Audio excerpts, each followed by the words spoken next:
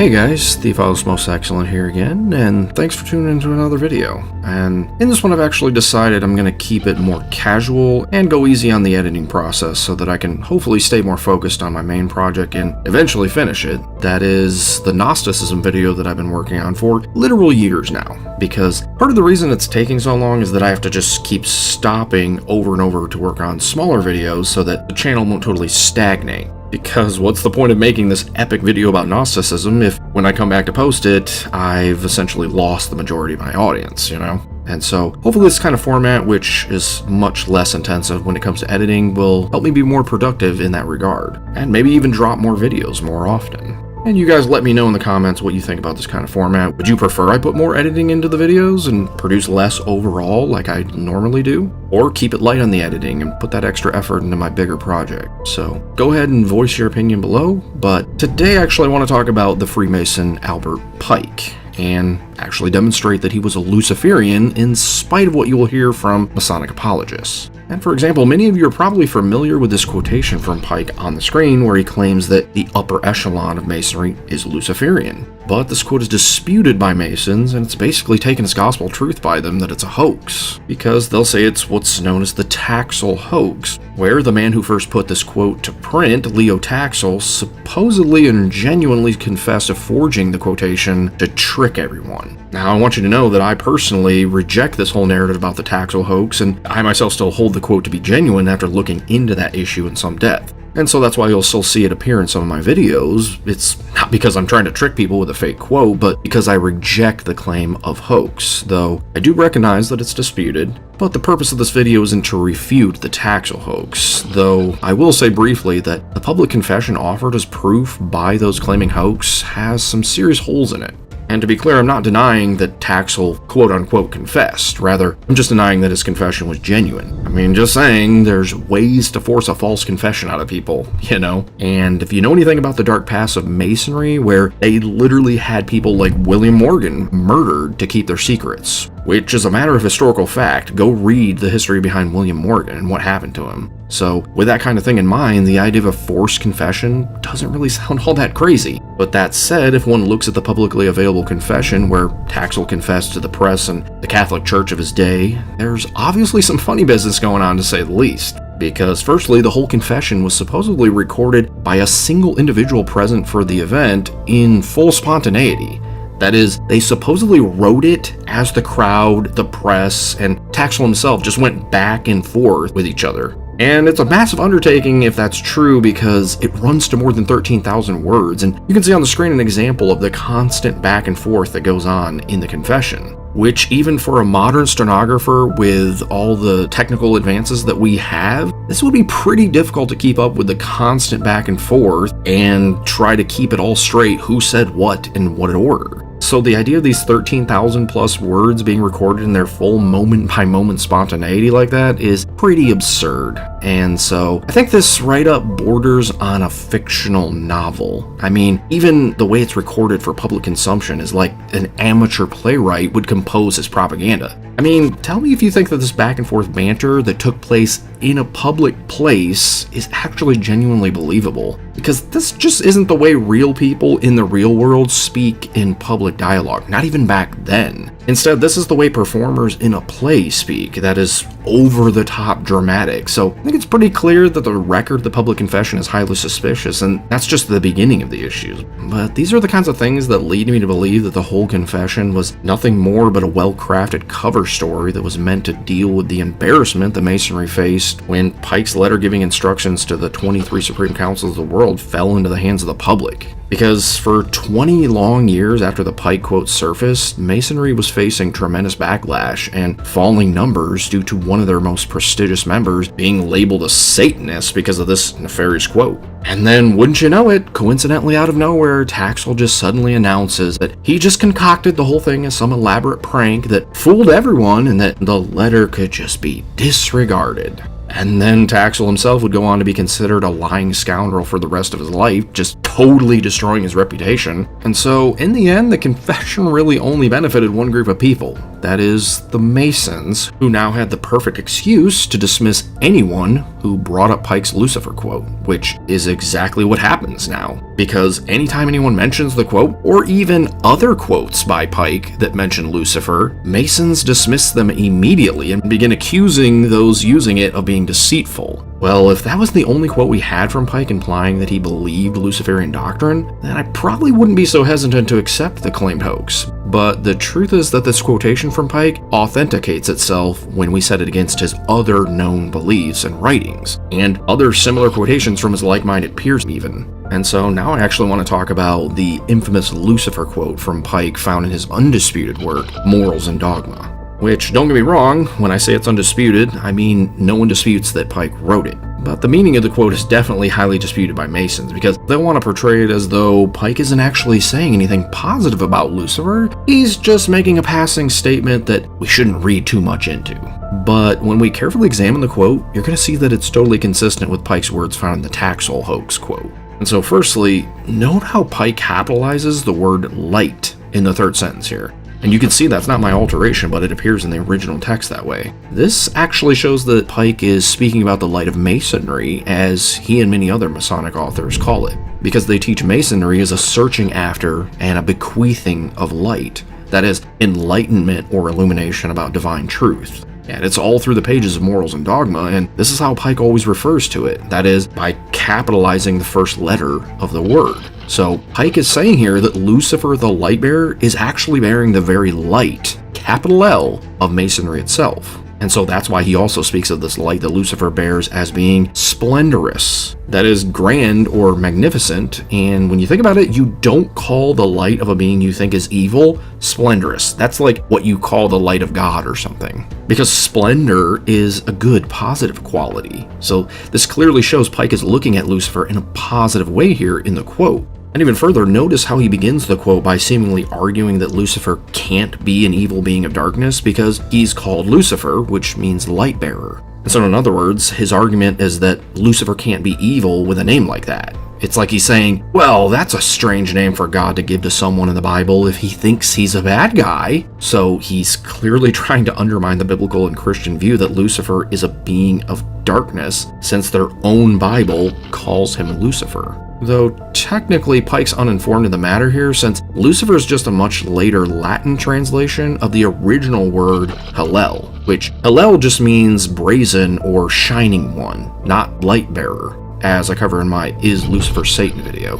Lightbearer comes off as much more positive because it's like he's bearing forth the light of God, but rather the word Hallel is actually just portraying Lucifer as shiny, not bearing any light, quote unquote. Because remember, Pike is trying to focus in on that word light and associate it with the light of Masonry. Well, if you go back to the original Hebrew, he can't make that connection because it's just he's a shiny or brazen one. And I mean, Paul in the New Testament specifically says Satan only disguises himself as an angel of light, meaning in reality, he's an evil being of darkness underneath that disguise. Just like his evil workers who present themselves as good, but are wolves in sheep's clothing. But Pike is obviously trying to avoid that kind of conclusion here of portraying Lucifer as dark or evil, which isn't something you do if you're thinking of him in a negative way like Masons want to claim is Pike's view in this passage. But lastly, know how Pike speaks of Lucifer's splendorous light blinding feeble, sensual, or selfish souls. But being feeble-minded, sensual, or selfish are all negative qualities of evil men.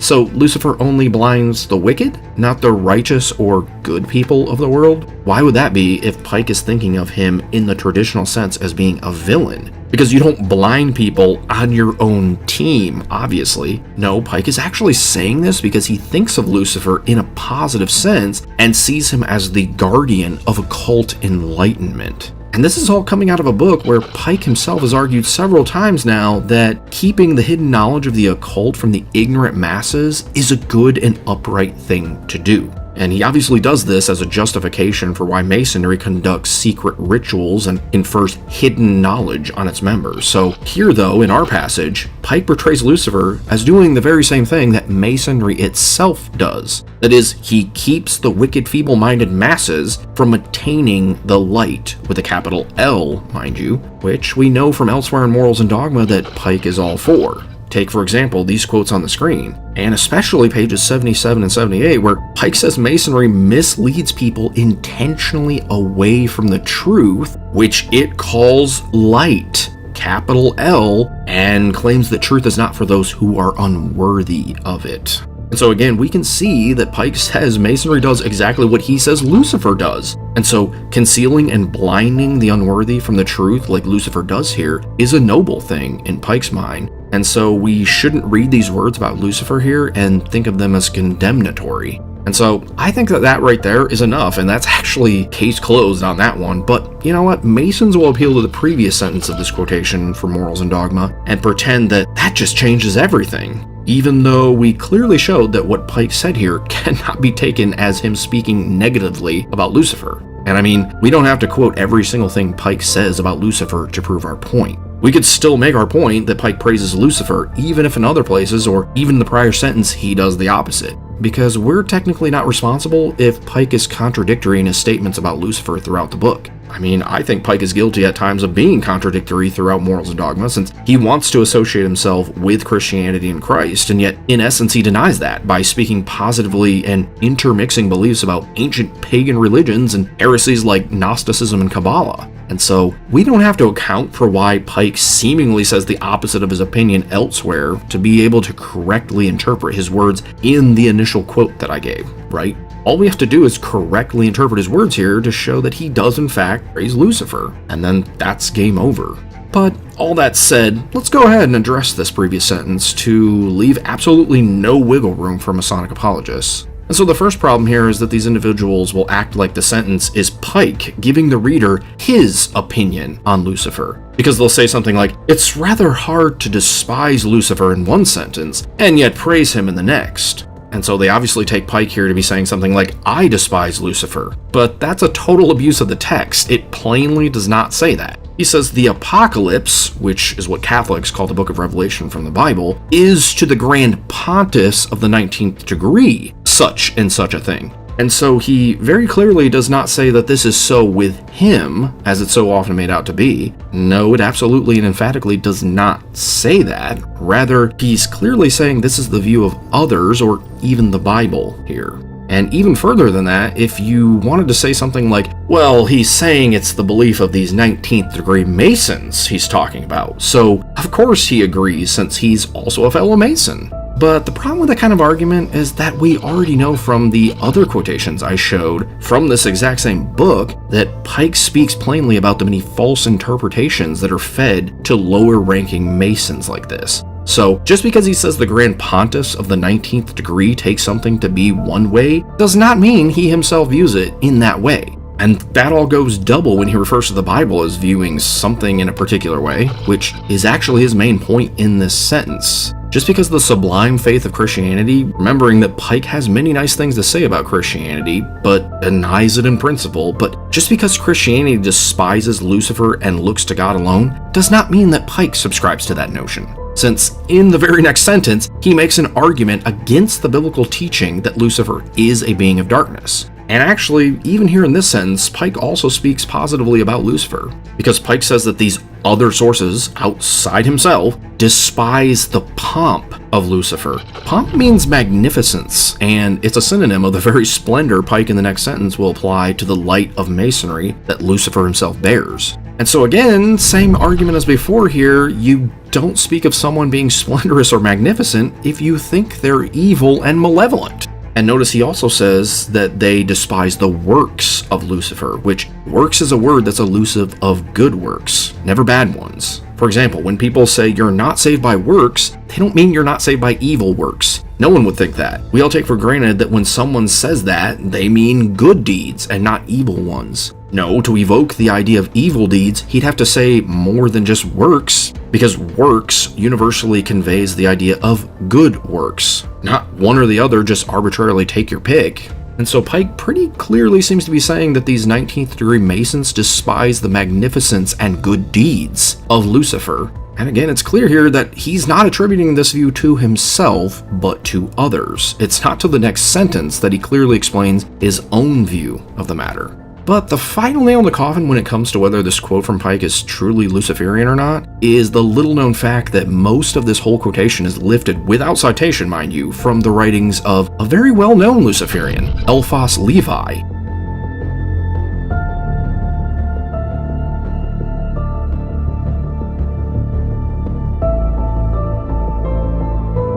And if you don't recognize the name, you'll probably at least recognize his art. And that's right, he's the originator of this infamous depiction of Baphomet. And so this is who Pike is drawing his understanding of Lucifer from in Morals and Dogma. A well-known occultist and dark magician. And Eliphas Levi actually lived contemporarily with Pike, though Pike outlived him by nearly 2 decades. But Levi openly spoke positively about Lucifer and even Satan, as you can see from the quote on the screen. And what's more is we know for sure now that the point Pike was trying to make by pointing to the title Lightbearer was that it has to mean Lucifer can't be a being of darkness and evil. Because that's exactly what Levi, who Pike gets the quote from, was making a point about. And he even goes on to further explain at a later point in the same book that Pike got his quote from. Because he says, can the name Lightbearer be applied justly to an angel of trespass and darkness? We think not. More especially if it be understood as we understand who have the magical tradition behind us. And obviously Pike wouldn't quote Levi's words as his own, notice the lack of quotation marks, if he didn't share his opinion of the matter. And notice too the slight difference where Pike altered Levi's use of the word light to a capital L, proving it's not mere coincidence that Pike did that, but that this change has meaning to Pike in this book where he speaks often of the capital L light of Masonry. And so I think there's no doubt left that Pike is definitely promoting a Luciferian viewpoint in this quotation, which again gives added credibility to the text of the Taxel hoax because what was said in that quote is clearly consistent with Pike's view here. But most importantly, now you actually have the tools to respond to anyone that's arguing Pike's statement in Morals and Dogma is just a passing negative mention of Lucifer. No, it's not. So if that happens to you, just point out the clear meaning of the text and its source, Eliphas Levi, the magician and Luciferian. And definitely pray for those caught up in Masonry because, as I showed in Morals and Dogma, they take pride in the fact that they mislead their own members and keep secrets from them. I mean, remember, the 32nd degree of the Scottish Rite of Freemasonry is called the Sublime Prince of the Royal Secret. So obviously Masons lower than that shouldn't presume to think they're in the know on what that secret is, or plenty of others I would assume. Or else why call the degree that if everyone else already knows the royal secret too? But in opposition to what Pike said, Christ actually taught that you're not to keep secret doctrines like that. No, he said that everything that he taught, you're to proclaim it loudly to the whole world, not keep it secret or start some kind of elitist group where you only pass on doctrine to those who've earned a high enough rank. No, in true biblical Christianity, the absolute most important truth of all time, the gospel, is taught right up front, for free. No having to earn it through climbing a ladder of ranks, and it's never kept some big secret only for the highest members in the church. No, Jesus said go and proclaim it to the whole creation. He didn't say hide the light from the unworthy like Pike taught. He said the opposite of that. He said don't hide it like a lamp under a basket, but instead put it on a stand so everyone can see it, not hidden away just for the adepts and sages like Pike wanted. The message that Christ died to save sinners, that he spilt his precious blood so that whoever believes in him can have the forgiveness of their sins, is not meant to be kept secret. The New Testament actually condemns not sharing this truth.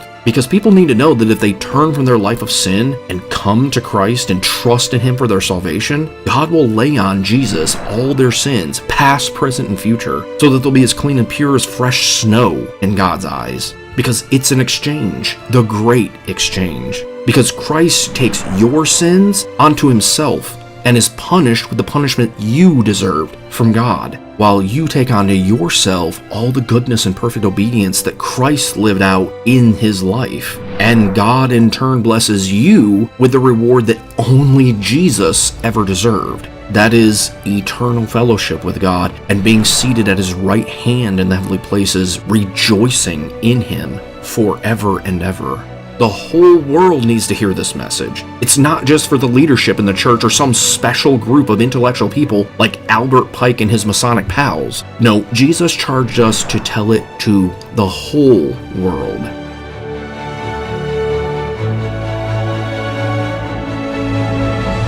And so I hope this video was a blessing to you, and I want to thank you guys for tuning in. And if you want to know much more about the gospel so you can be prepared to take it into all the world and be able to explain it with clarity, I'd highly recommend my second gospel video, because it goes into great detail on the subject, and I'm sure if you'll take the time to watch it, that it'll be a huge blessing to you. And I just want to say thank you to all of you who are liking and subscribing and sharing my videos around. I really appreciate it, and it means a lot, guys. And if you want more from me more often, you can check out my Christian Video Vault channel here on YouTube. And with that, thanks again for tuning in. I love you all, and Godspeed.